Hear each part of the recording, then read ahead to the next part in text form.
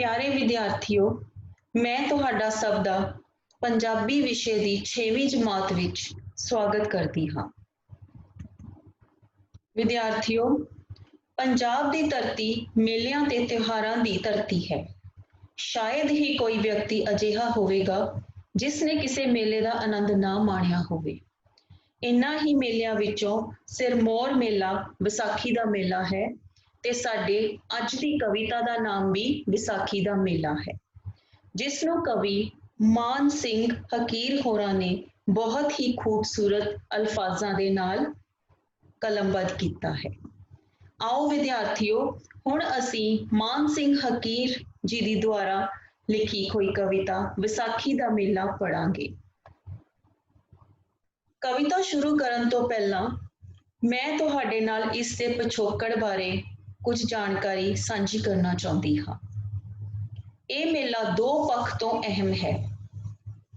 एक है इसका इतिहासिक पक्ष, क्योंकि इस दिन गुरु गोबिंद सिंह जी ने खालसा पंथ की स्थापना की सी, अते दूसरा पक्ष है सभ्याचारक पक्ष, जो कि कणक की कटाई अते नवे वरे की शुरुआत की खुशी विच मनाया जाता है।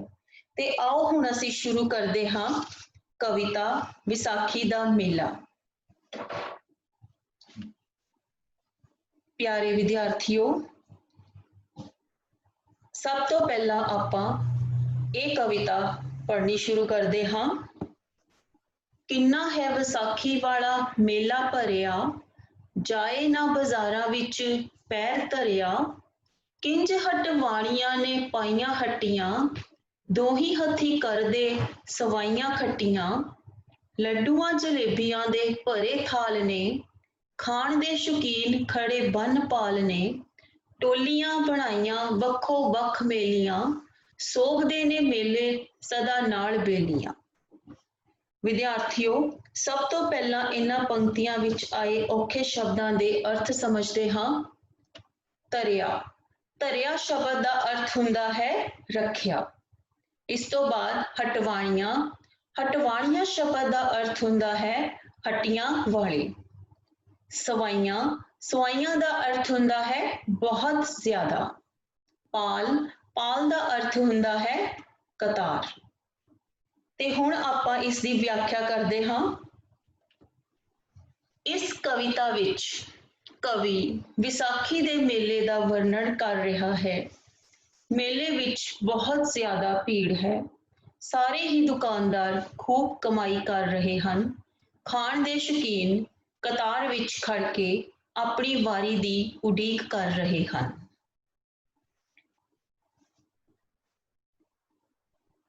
विद्यार्थियों, मैनू उम्मीद है कि हुण तक आप जिन्नी भी कविता पढ़ी है वो तुहानू चंगी तरह समझ आ गई होएगी। ते हुण असी इस दियां अगलियां पंक्तियां पढ़ते हाँ। टोलियां बनाइयां वक्खो वक्ख मेलियां, सोभदे ने मेले सदा नाल बेलियां, सीटियां स्पीकरां ने पाया शोर है, शोर नाल मेले विच आउंदा लोर है, कपड़े ने पाए लोका रंगा रंग दे, कुड़ते ते चादरे ने कई टंग दे।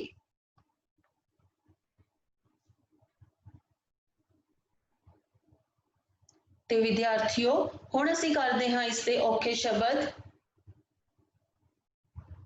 मेलियां, मेलियां का अर्थ हुंदा है मेला वेखण वाला। इस तो बाद बेलियां, बेलियां का अर्थ है मित्रां। लोर, लोर शब्द का अर्थ हुंदा है मस्ती। चादरे, चादरे शब्द का अर्थ हुंदा है धोतियां। ते विद्यार्थियों, इन्हां पंक्तियां की व्याख्या वल वधदे हां। इन्हां सत्रां विच कवि कहना चाहुंदा है कि मेले विच सब लोग अपने दोस्तां मित्रां नाल घूम रहे हैं। स्पीकरां अते सीटियां दे रौले नाल अलग ही मस्ती बनी हुई है। लोकां ने रंग बिरंगे कपड़े पाए हुए हैं।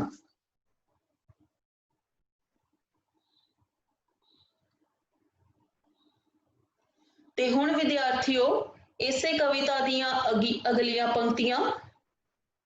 ਕੀਤੀ ਹੋਈ ਸ਼ੁਰੂ ਕਿਤੇ ਵਾਰ ਢਾਡੀਆਂ, ਗੱਲਾਂ ਨੇ ਸੁਣਾਉਂਦੇ ਸਾਡੀਆਂ ਤੁਹਾਡੀਆਂ। ਕਿੱਧਰੇ ਪੰਘੂੜੇ ਤੇ ਚੰਡੋਲ ਕਿੱਧਰੇ, ਸੁਣਦੇ ਕਵੀਸ਼ਰਾਂ ਦੇ ਬੋਲ ਕਿੱਧਰੇ। ਆਥਣੇ ਅਖਾੜੇ ਵਿੱਚ ਢੋਲ ਵੱਜਦੇ, ਸ਼ੇਰਾਂ ਵਾਂਗ ਮੱਲ ਨੇ ਅਖਾੜੀ ਗੱਜਦੇ।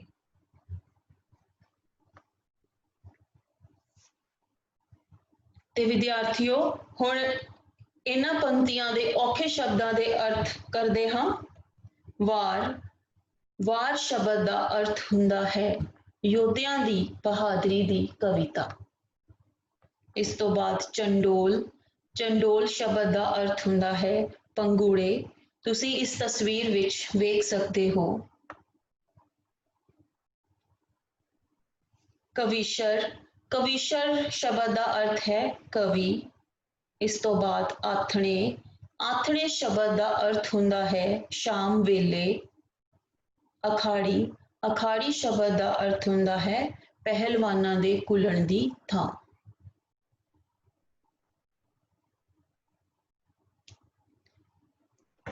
ਤੇ ਤੁਸੀਂ ਦੇਖ ਸਕਦੇ ਹੋ ਅਖਾੜਾ ਲੱਗਾ ਹੋਇਆ ਹੈ ਤੇ ਪਹਿਲਵਾਨ ਅਖਾੜੇ ਵਿੱਚ ਘੁਲ ਰਹੇ ਹਨ। ਤੇ ਇਸ ਦੇ ਨਾਲ ਹੀ ਤੁਸੀਂ ਮੇਲੇ ਦੀਆਂ ਵੱਖ-ਵੱਖ ਤਸਵੀਰਾਂ ਵੇਖ ਸਕਦੇ ਹੋ।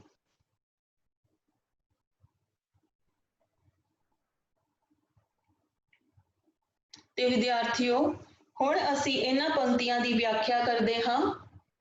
ਇਹਨਾਂ ਸਤਰਾਂ ਵਿੱਚ ਕਵੀ ਕਹਿੰਦਾ ਹੈ ਕਿ ਮੇਲੇ ਵਿੱਚ ਕਿਧਰੇ ਕਵੀਸ਼ਰ ਵੀਰ ਰਸ ਨਾਲ ਭਰਪੂਰ ਯੋਧਿਆਂ ਦੀ ਬਹਾਦਰੀ ਦੀਆਂ ਵਾਰਾਂ ਗਾ ਰਹੇ ਹਨ। ਕਈ ਪੰਘੂੜੇ ਤੇ ਬੈਠੇ ਹਵਾ ਨਾਲ ਗੱਲਾਂ ਕਰ ਰਹੇ ਹਨ। ਪਹਿਲਵਾਨ ਅਖਾੜੇ ਵਿੱਚ ਘੁਲਣ ਦੀ ਤਿਆਰੀ ਕਰ ਰਹੇ ਹਨ।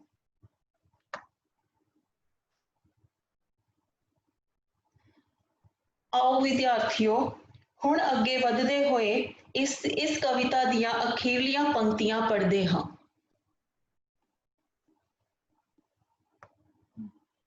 ਐਨਾ ਮੁੱਲ ਖਈਆਂ ਮੇਲੇ ਵਿੱਚ ਟੁਕਿਆ, ਲੱਭਦਾ ਨਹੀਂ ਬੰਦਾ ਸਾਥ ਨਾਲੋਂ ਉੱਕਿਆ।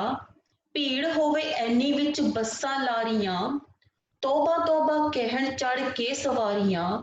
ਧੁੱਪ ਧੂੜ ਧੱਕੇ ਜਿਹੜੇ ਜਰ ਸਕਦੇ, ਮੇਲਿਆਂ ਦੀ ਸੈਰ ਸੋਈ ਕਰ ਸਕਦੇ। ਫੁੱਲਾਂ ਵਿੱਚੋਂ ਫੁੱਲ ਸੋਭਦੇ ਗੁਲਾਬ ਦੇ, ਮੇਲਿਆਂ ਚੋਂ ਮੇਲੇ ਰੰਗਲੇ ਪੰਜਾਬ ਦੇ।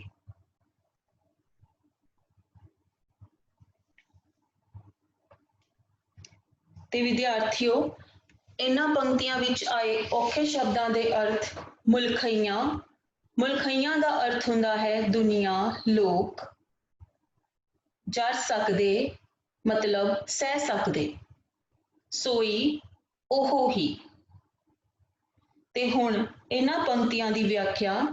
ਕਵੀ ਕਹਿੰਦਾ ਹੈ ਕਿ ਮੇਲੇ ਵਿੱਚ ਇੰਨੀ ਜ਼ਿਆਦਾ ਭੀੜ ਹੈ ਕਿ ਕਿਸੇ ਦੀ ਭਾਲ ਨਹੀਂ ਕੀਤੀ ਜਾ ਸਕਦੀ। ਬੱਸਾਂ ਵਿੱਚ ਬੈਠਣ ਦੀ ਥਾਂ ਨਹੀਂ ਹੈ। ਕਵੀ ਅਨੁਸਾਰ ਪੰਜਾਬ ਦੇ ਮੇਲੇ ਸਭ ਤੋਂ ਮਨਮੋਹਕ ਅਤੇ ਰੰਗਲੇ ਹਨ। ਜਿਵੇਂ ਗੁਲਾਬ ਦਾ ਫੁੱਲ ਸਭ ਤੋਂ ਸੋਹਣਾ ਹੁੰਦਾ ਹੈ, ਇਸੇ ਤਰ੍ਹਾਂ ਪੰਜਾਬ ਦੇ ਮੇਲੇ ਸਭ ਤੋਂ ਰੰਗਲੇ ਹੁੰਦੇ ਹਨ।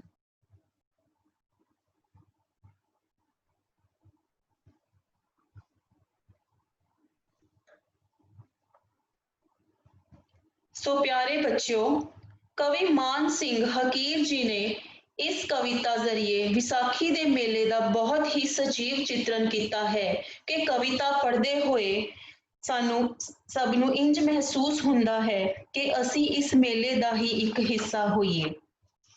ਉਮੀਦ ਹੈ ਕਿ ਤੁਹਾਨੂੰ ਸਾਰਿਆਂ ਨੂੰ ਇਹ ਕਵਿਤਾ ਬਹੁਤ ਹੀ ਚੰਗੀ ਤਰ੍ਹਾਂ ਸਮਝ ਆ ਗਈ ਹੋਵੇਗੀ। ਸੋ ਪਿਆਰੇ ਬੱਚਿਓ, ਹੁਣ ਤੁਸੀਂ ਇਸ ਕਵਿਤਾ ਦੇ ਅਭਿਆਸ ਵਿੱਚ ਦਿੱਤੇ ਹੋਏ ਪ੍ਰਸ਼ਨ ਉੱਤਰ ਆਪਣੀ ਕਾਪੀ ਉੱਤੇ ਕਰਨੇ ਹਨ ਤੇ ਇਸ ਕਵਿਤਾ ਦੀ ਦੁਹਰਾਈ ਕਰਨੀ ਹੈ।